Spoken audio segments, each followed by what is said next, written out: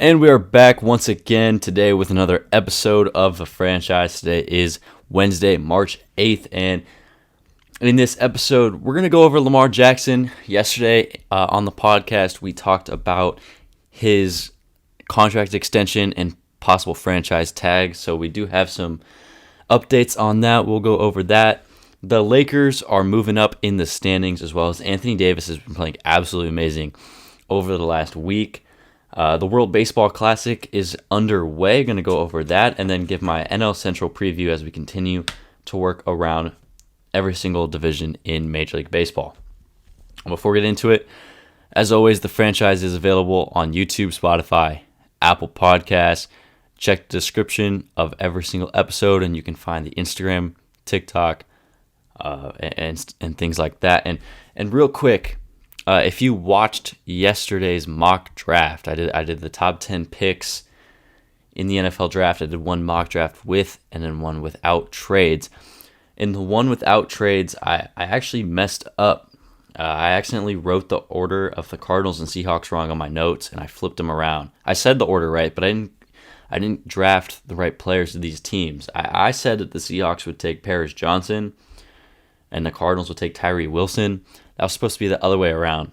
In my mock draft, I have the Seahawks taking Tyree Wilson and the Cardinals taking Paris Johnson. The Seahawks need an edge rusher. They don't really need offensive line help. They have great tackles. And then for Arizona, the Cardinals, they have a horrible offensive line. I mean, they could realistically use an entire football team on both sides of the ball at multiple positions, but they're trying to protect Kyler Murray, their franchise quarterback. So I said it wrong yesterday. I have the Cardinals taking Paris Johnson and the Seahawks taking Tyree Wilson.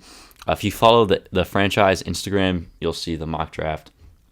I posted it over there. But today's episode, let's get started with Lamar Jackson. So yesterday we were talking about, he was more than likely not going to sign a contract extension, as talks have been going on for almost a year now, and we have yet to actually reach a contract extension. So the Ravens were more than likely to place a franchise tag on Lamar Jackson, and they did do that. And there was really two options they could have went down: the exclusive tag, where Lamar is on their team and he's guaranteed the $40 million for next season, and that's it. Or they could give him, and what they ultimately did decide to do, is the non-exclusive franchise tag, where he's guaranteed $32 million if he doesn't find a deal. But the thing is, he can negotiate with other teams, and he can agree to a deal with another team, or another team can trade 2 first-round picks for Lamar Jackson. So ultimately, they placed the non-exclusive tag on Lamar, meaning he could go out there and negotiate with other teams. Now, what's interesting about when this happened is immediately after you had a bunch of reports of sources saying that these certain teams were already out on Lamar and that they would not pursue Lamar. You had the Dolphins, you had the Falcons, you had the Raiders, you had the Washington Commanders. You had a lot of teams in the NFL saying we're not pursuing Lamar Jackson, which is very, very interesting to see because, first of all, Lamar is an MVP quarterback. He's won postseason games. He's carried teams to the playoffs basically every single year of his career. And he's one of the best dual threat players and one of the best overall quarterbacks and players in the NFL. So how is he not gaining interest from any team that needs a quarterback this offseason? How is a team like the Falcons or the Commanders or the Raiders, how are these teams going to say that they're out on Lamar Jackson when they don't have a quarterback on roster, and the quarterbacks outside of Lamar that are currently available are nowhere near the level that he plays? They're nowhere near his talent level on the football field. So how is Lamar? How does he have no interest? This really makes no sense. And there's a few things. One, which Adam Schefter mentioned from ESPN, which is these teams know that the Ravens are going to match whatever offer they put forth. So if the Falcons offer him if they offer him a 6-year deal or a 7-year deal, $230 million with $210 guaranteed, the Ravens will probably match that. So they don't see a point in negotiating just to help out the Ravens and help out Lamar for just him just for him to go back to Baltimore. They don't see the point in that, and that makes sense. But at the same time, if Baltimore hasn't wanted to pay Lamar for the last year over a guarantee of $200 million, if you're a team like Atlanta or the Raiders, I think the Raiders is a perfect fit for Lamar Jackson. If you're the Raiders, you have cap space. Why are you not offering or talking to Lamar's reps and saying, hey, look, we'll give you 7 years, $250 million fully guaranteed. Take all of the $250 million. The Ravens are in a tough spot. Do they want Lamar to stay on their team for $250 fully guaranteed? And if not, then the Raiders have a quarterback. And if the Ravens decide, hey, we cannot let go of Lamar Jackson, he is too good, then they have their guy back and Lamar has that fully guaranteed deal. So you could say that the non-exclusive tag benefits Lamar and the benefits the Ravens, and it definitely can, right? Because if not many teams want to offer, and if the market for Lamar is not as high as he expected it would be, then obviously it helps out the Ravens. But it could also really benefit Lamar Jackson, because there's quarterback needy teams out there that if they really say, this is a guy that if we could really realistically get Lamar Jackson, that if he's on their team, they become a championship team. Like, this could benefit Lamar. He could get a completely fully guaranteed contract, or he can get way more guaranteed money than he would with Baltimore. So it's going to be very interesting to see. I mean, also, Daniel Jones just signed a deal yesterday where he's getting basically $40 million a season over, I think, the span of, 4-year deal, $100-something million.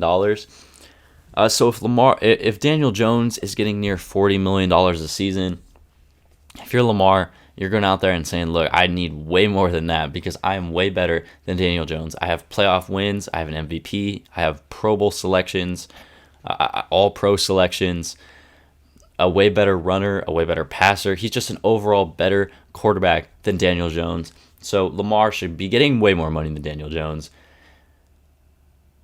And I really can't understand why all of these reports, I go back to these reports, why are they coming out? Why are teams saying, no teams publicly said it, but why are there sources saying that teams are out on Lamar? Like, what is the reasoning behind the Falcons, who need a quarterback? Lamar would be a great fit for the team, for the city, for where they are in that division.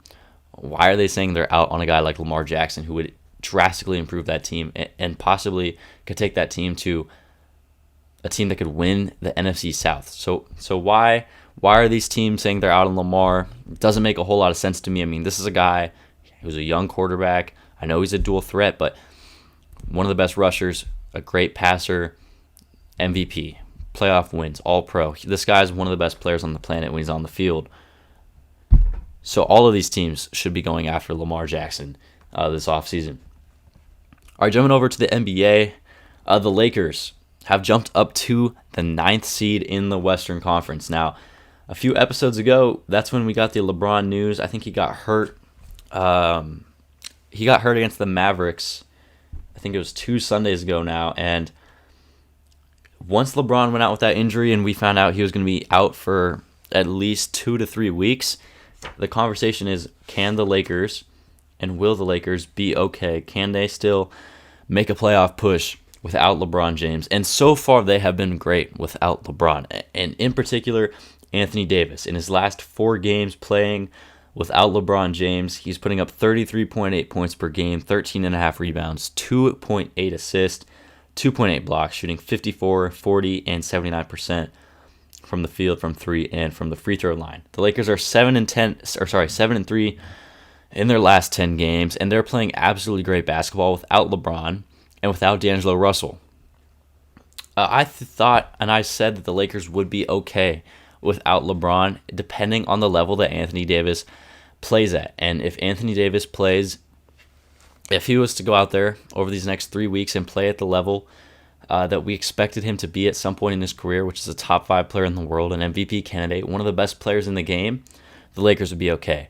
But if he resorted to the three-point shooting, the non-aggressive, the injury-prone Anthony Davis that we have seen at times throughout his tenure with the Lakers, then they would really struggle and they might not have a chance to make it in the postseason. But over these games that LeBron has been out in his, like I said, in AD's last 4 games, he has been absolutely stellar. He's been one of the best players in the game, and he's been playing like someone who's out there, aggressive, hungry, trying to take this team to the postseason. He's really taken this Lakers team and putting them on their back. And last night against the Memphis Grizzlies, 33 points, 22 rebounds. Bro had an absolutely incredible game against the Memphis team that, yes, is missing Ja Morant, but it's still a really, really good team. Even without Ja, they're still a deep team. They have a lot of great players.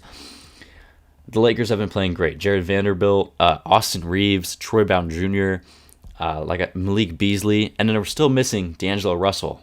D'Angelo Russell, I think when he comes back to play with AD, obviously without LeBron, but when he comes back, this Lakers team is going to get even better. And right now I think they're 1.5 games back of the Clippers for the 8th seed, and they realistically have a chance of getting up to that number 6, maybe even that number 5 seed, and not even having to play in the play-in and just automatically have a postseason berth, which I think would really benefit the Lakers. If you have to play in the play-in, you could beat any of the teams in the play-in with LeBron and AD playing at the levels that they have played at this season, but if you're guaranteed already a playoff spot coming April, I think it's much better for the Lakers. They've been playing great without LeBron.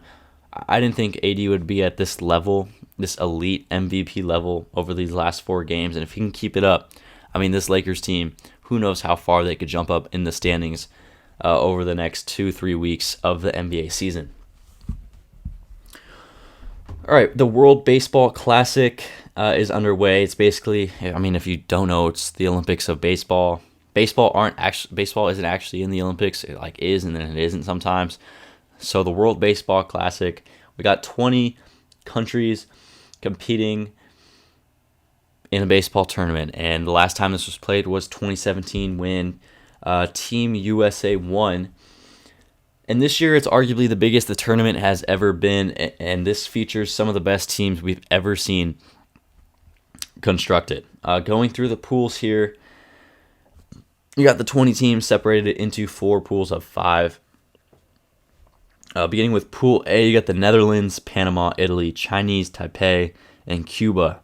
Now you're going to get 2 winners, 2 teams moving on from each pool after all of the initial pool games have been played. So in terms of Pool A, you look at these teams here, I think the 2 favorites are easily Cuba and the Netherlands. Netherlands, you got former big leaguer Didi Gregorius. You also got star shortstop Xander Bogaerts. And they're always a very, very good team in terms of international baseball play. And then Cuba, they produce so many big league guys, whether they're minor leaguers or end up in the big leagues. Some guys that headline that roster, Luis Robert of the White Sox, as well as Yoan Moncada of the White Sox. Those 2 guys playing for Team Cuba.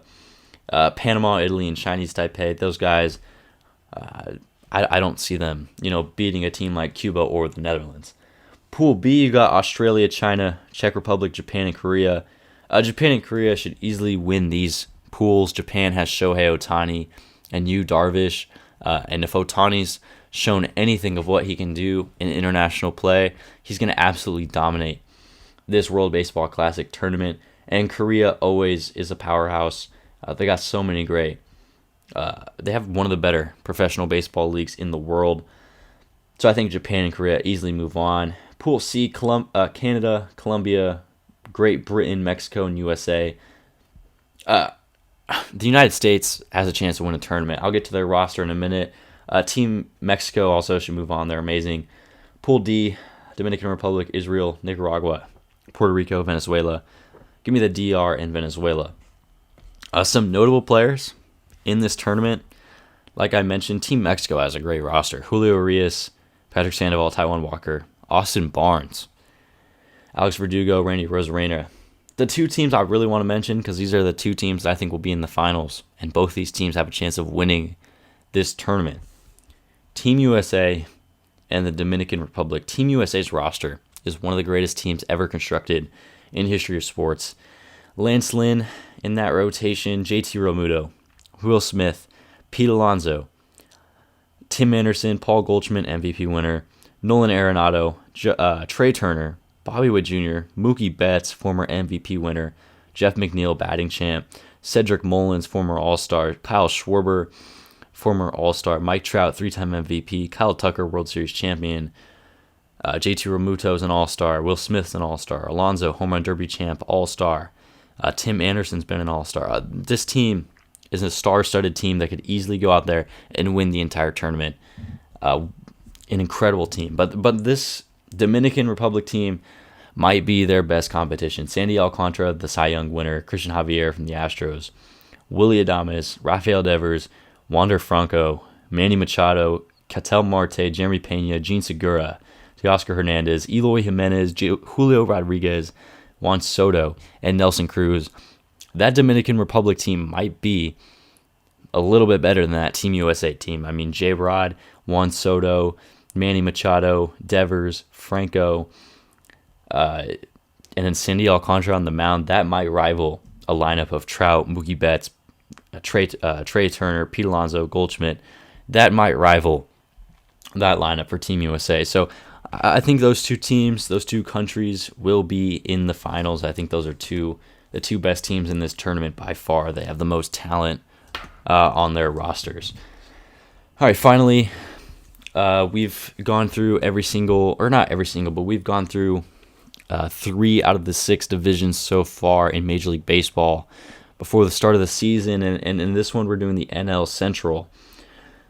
We did the AL Central and then the NL and AL West in previous episodes. So this one, we got the NL Central. I think this is easily the worst division in Major League Baseball. You're looking at 1 playoff team, potentially 2, but the 2 is a very, very big if. I think the gap between the best team and the second best team is big. And then if the first place team in this division was in any other division, I don't think they're if I have the St. Louis Cardinals finishing in first place. If they were in the National League East, I don't think they're making the postseason. But they're still a good roster. Going through their lineup here, Tommy Edman at shortstop, Tyler O'Neill. This guy had a down year last season. I think he's a big bounce-back candidate. He's one of the best defensive players in the outfield. Paul Goldschmidt, MVP winner last season, as well as Nolan Arenado, who finished top 3 in MVP last season. They added Wilson Contreras at the catcher position. That should be a very good offensive pickup for them. Dylan Carlson, Lars Nootbaar, Juan Yepes, and Brendan Donovan rounding out the lineup. I like their bench too. They got Nolan Gorman, a top prospect, and then Paul DeJong also there as an infield utility man. This rotation and this bullpen. The rotation for St. Louis is a big question mark. These are some guys that they don't have a true ace in their rotation. I mean, they have the potential for an ace, but some of these guys are very injury prone. The number 1 in their rotation is a 42-year-old Adam Wainwright, who's been a good pitcher over the last few seasons, but I mean, this guy's getting up there in age, and he's not a guy that you can count on to be a number 1 starter and give you 200 innings a season. Miles Michaelis is their number 2. Jordan Montgomery from the Yankees. They picked him up in the at the trade deadline for Harrison Bader. That was a great pickup. I like him in the rotation. Their 4 starter, they're saying, is Jack Flaherty. This is the one guy on their rotation that has the potential to be a number 1, but he's just not been able to stay healthy during his time at the big league level with the Cardinals. He has great stuff, but if he can stay healthy, he's a much, much better pitcher, but health has been a very, very big problem for him throughout his career. Steven Matz rounds out the rotation at the 5, and this bullpen is solid too. Ryan Helsley, Giovanni Gallegos, and Jordan Hicks are some of the big key names in that rotation. That each of those guys, and Jordan Hicks in particular, that guy throws like 105 miles an hour on the right side. So this Cardinals team, they won 93 games last season, made the postseason, obviously got swept by the Philadelphia Phillies in that wild card round. This team, I think they're basically the exact same from last season. All right, you replace Yadier Molina with Wilson Contreras, so you lose out on the defense behind the plate, but you do pick up some more offense. You lose Harrison Bader's defense in center field, but I mean, you move Tyler O'Neill there, and it's pretty much the same production. You will be getting more offensive production from O'Neill.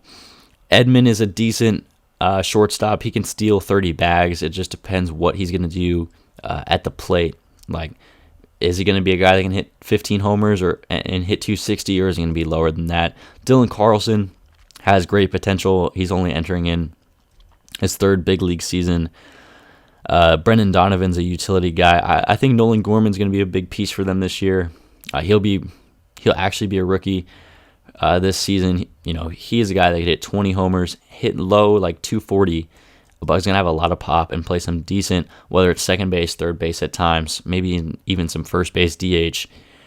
Nolan Gorman will be big for them. If this team's competing at the deadline, they need to go out there and get pitching, whether it's starting pitching, which I think they're going to need because their bullpen's okay. Their bullpen's fine.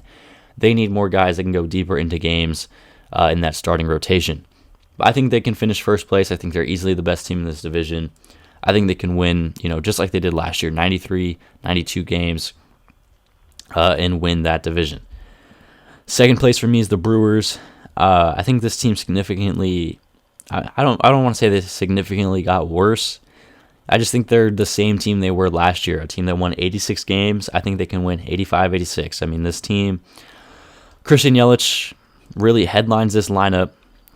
He was obviously an MVP in 2019 between him and Cody Bellinger. And then since then, he's really been on a downward slope, not been able to hit, not been a productive player when he's on the field for the Brew Crew. And if he can go back to that 2019 Christian Yelich, an MVP candidate, this Brewers team and this Brewers lineup gets a whole lot better. But if he plays like he has played the past 2 years, this Brewers team is going to be exactly the same as they've been the past 2 seasons offensively. Willy Adames at short, great player, 28, 30 homer kind of guy. Rowdy Tellez is a great player. Willem Contreras, they just got him from the Braves in a trade this offseason. That's a great pickup. The Braves never really were able to play him. He was an all-star last season as a rookie. Didn't get much playing time. He's going to be their backstop. Jesse Winker, they brought him over from the Mariners. I like that pickup as a lefty bat. Luis Urias is a nice pickup. Garrett Mitchell in center field. That guy has some really nice potential. One of the best defensive outfielders in the game. Brian Anderson in right. Bryce Terang at second. This pitching rotation is, I think, easily the best in the division. And that's why some people have this team winning the division, because of this pitching rotation. Corbin Burns is a Cy Young winner. He headlines it. Brandon Woodruff, absolute stud at the number 2. Eric Lauer at the 3. Freddie Peralta and Wade Miley round out the rotation. Freddie Peralta is a very underrated pitcher. He had a great 2021 season, was absolutely stellar for Freddie Peralta. And his bullpen's headlined by arguably the best closer, best reliever in the game in Devin Williams, who throws an absolutely nasty changeup. This guy's an absolute stud. Matt Bush, Javi Guerra, Brees Wilson, Adrian Hauser. So there's some guys in this bullpen, this starting rotation. I mean, it's compared to the Cardinals pitching rotation, it's way, way better. You have Corbin Burns and Woodruff at the top. Those two guys, year in and year out, could be Cy Young candidates. Eric Lauer and Peralta. Lauer's a great left-handed pitcher. He's a pretty solid guy at times. And then Freddie Peralta. He is an absolute stud when he's healthy, and if his pitches are going right, he's an absolute stud on the mound. So this rotation is great compared to St. Louis. It's better, but in terms of these lineups, I think the Cardinals have a much higher upside lineup than the Brewers, because if all of these guys are right, if Yelich is a 2019 Christian Yelich, that's a 40 homer guy. Adames, if he plays at his high level, that's 30 homers. Tellez is 30 homers. Willem Contreras is 20. Jesse Winker can easily hit 40 bombs, but it's Garrett Mitchell, Luis Arias, Brian Anderson, Bryce Terang. It's the bottom 4 guys in this lineup that are big question marks. And then obviously Yelich and Jesse Winker. How are those guys going to do? Because they have not had they've gone like 2 years without having really great seasons at the big league level. So I have them finishing second place. I think they can win 85, 86 games. I think they're basically the same team they were last season. The Cardinals and the Brewers didn't make moves this offseason to really improve their roster. They're basically just the exact same team they were a year ago. Third place is the Cubs for me. They finished third place again last season. They won 74 games last year. I think they can win up to 80. They made some moves. They actually made probably the most moves out of any team in this division, and their moves have some very high upside. They brought in Dansby Swanson to be their shortstop for the next 7 years. Great pickup, great defensive shortstop, great hitter now. He's really turned it up offensively. Ian Happ in left field. He's on the last year of his deal. If this Cubs team's not good by the deadline, he could be shipped out. Trey Mancini, always a power threat. Cody Bellinger, 2019 National League MVP, leaves the Dodgers after some down seasons since he won his MVP, looking to turn around his career and go back to that 2019, 2018, 2017 Cody Bellinger. And if he does that for this Cubs team with Swanson, Nico Horner, Ian Happ, Trey Mancini, and Patrick Wisdom, this lineup and this Cubs team is really a really scary team to face offensively. This rotation, though, I think is, like I said, this is one of the worst rotations in the division. Marcus Stroman headlines it. He's a solid pitcher. I like him as a pitcher, but he's a number 3, number 4 in your rotation on a really good team. But he's going to be their number 1. Jameson Taillon's their 2. Justin Steele at the 3. Drew Smyly and Adrian Sampson rounded out. And then this bullpen is pretty bad as well. Brandon Hughes, Michael Fulmer, Brad Boxberger had some good years like 5 years ago. Keegan Thompson, Michael Rucker, Julian Merriweather, Rowan Wick. So there's some guys.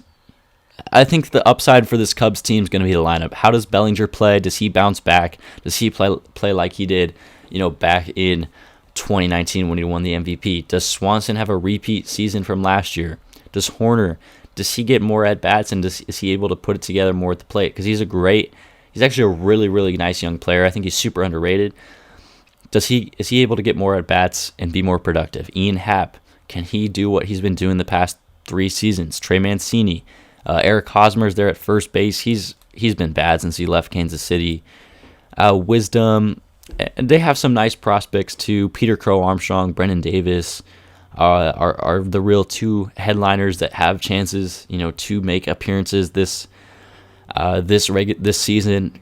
Peter Crow Armstrong, maybe not as much. He's only in single A right now, but Brennan Davis, triple A outfielder. If the Cubs need a guy in left field, right field, or Bellinger's not playing good in center, I think he easily has a potential to come up. But this Cubs team, I don't think they will be competing for the division based off of their rotation. This pitching staff, and it's the rotation and bullpen, it's very weak.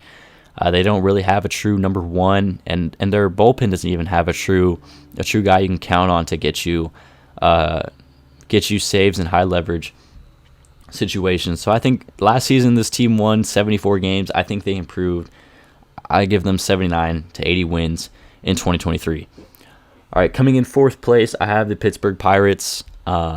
Last season they went 62 and 100, tied for last place in this division.